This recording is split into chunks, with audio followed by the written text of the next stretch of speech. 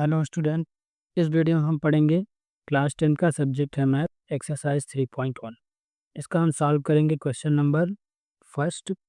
और देखते हैं क्वेश्चन क्या कहता है। From the pair of linear equation in the following problem find their solution graphically. हमको जो है कुछ लीनियर इक्वेशन दिए गए हैं और इन लीनियर इक्वेशन से हमें जो है ग्राफिकली इनका सॉल्यूशन फाइंड करना है। तो ये देखते हैं इसका फर्स्ट नंबर क्वेश्चन। पहला है हमारा 10 student of class x took part in A mathematics quiz.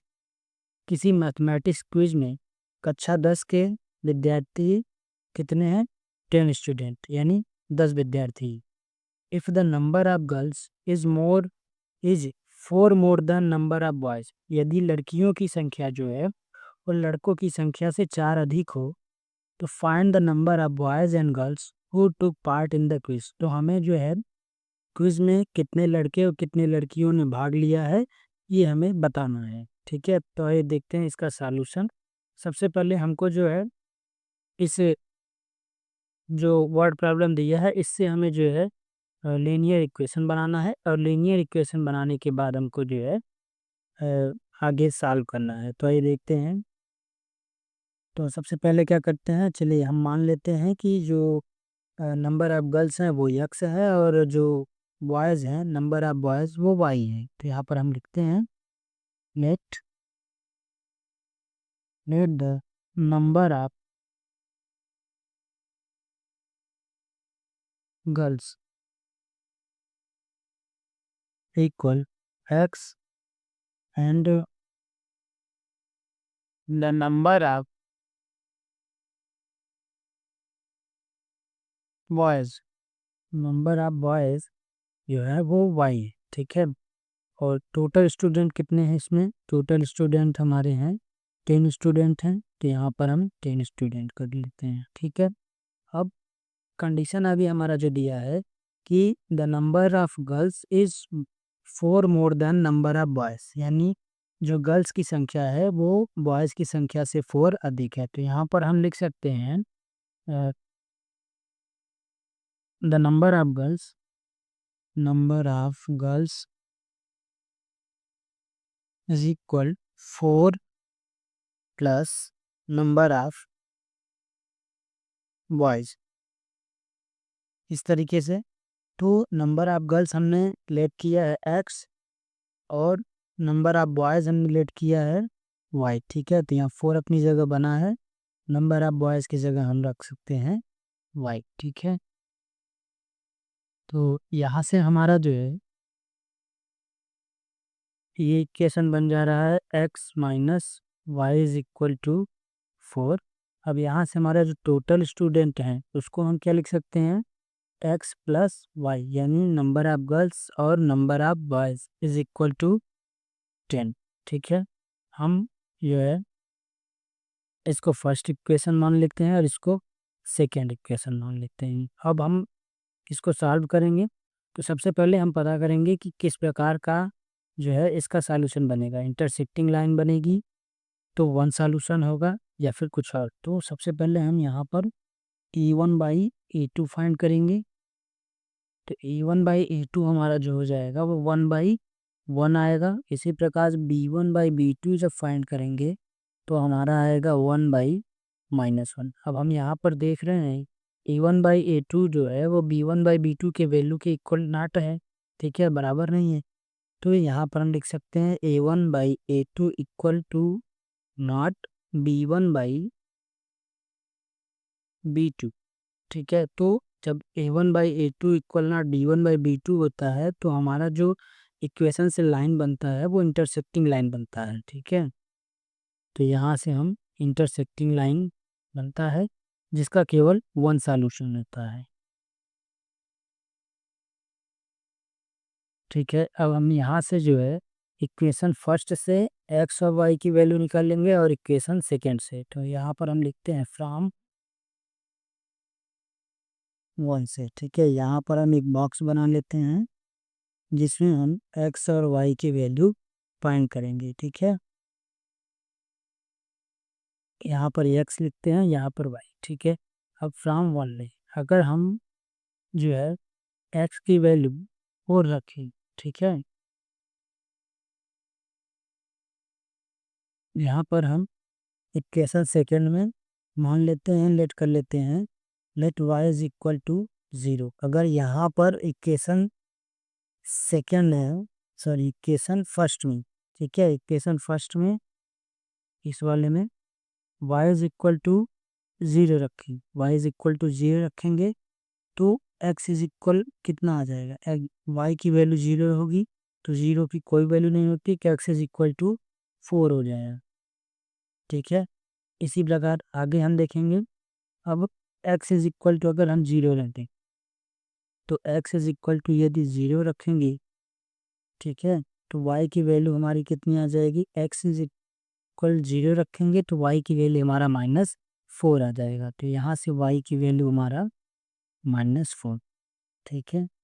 इसी प्रकार दूसरा जो है, दूसरे इक्वेशन से यानी सेकंड इक्वेशन से भी हम x और y की वैल्यू निकालेंगे। तो यहाँ पर हम लिखते हैं फ्रॉम सेकंड से, इसके लिए बॉक्स बनाएंगे, x और y की वैल्यू फाइंड करेंगे,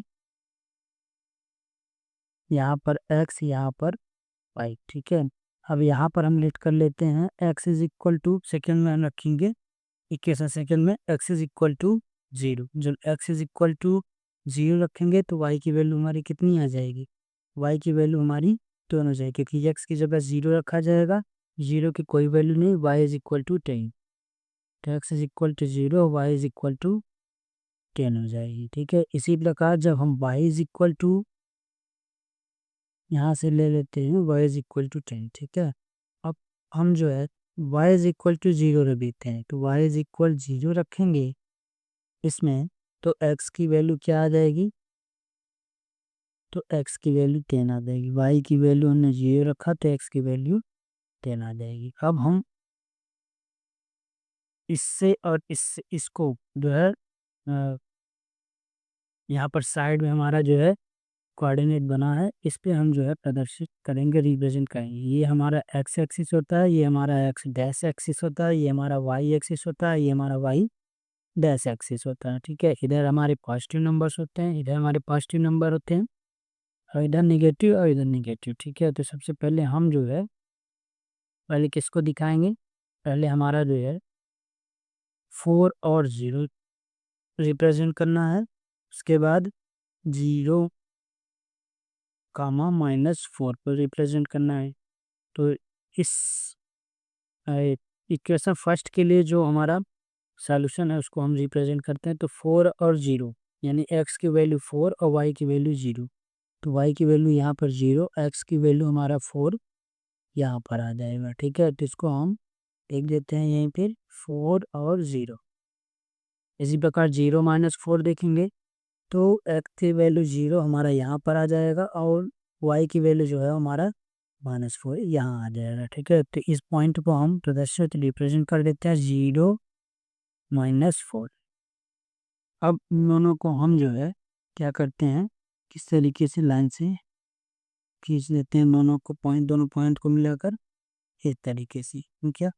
अब अगला जो हमारा बना है, अगला हमारा बना है यहाँ पे 0, 10 और बना है 10, 0, यानी x की वैल्यू इसमें 0 और y की वैल्यू 10, इस वाले में x की वैल्यू 10 और y की वैल्यू 0।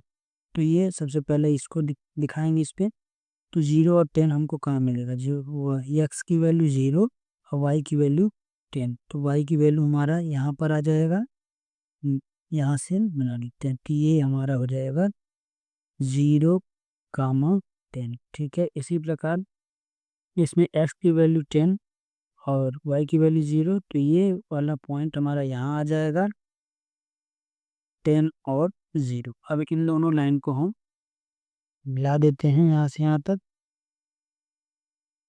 इस तरीके से, ठीक है।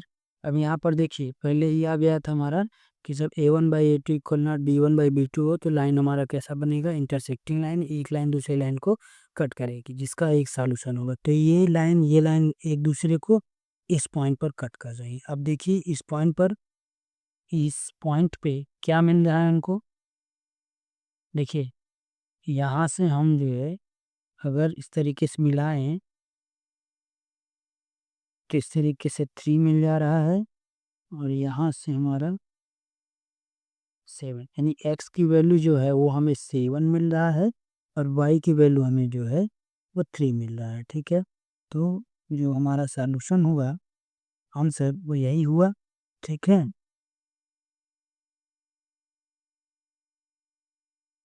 तो x की वैल्यू हमारा क्या है, नंबर ऑफ गर्ल्स जो है वो x की वैल्यू है, तो यहाँ x की वैल्यू 7 और नंबर ऑफ बॉयज़ यानी y है, तो y की वैल्यू यहाँ पर 3, यानी गर्ल्स का जो नंबर है, ठीक है, नंबर ऑफ गर्ल्स हैं वो 7 है और नंबर ऑफ बॉयज़ जो है वो हमारे 3 है। तो इस प्रकार ये हमारा क्वेश्चन सॉल्व होगा। इसके अगले क्वेश्चन के लिए मिलते हैं अगली वीडियो में।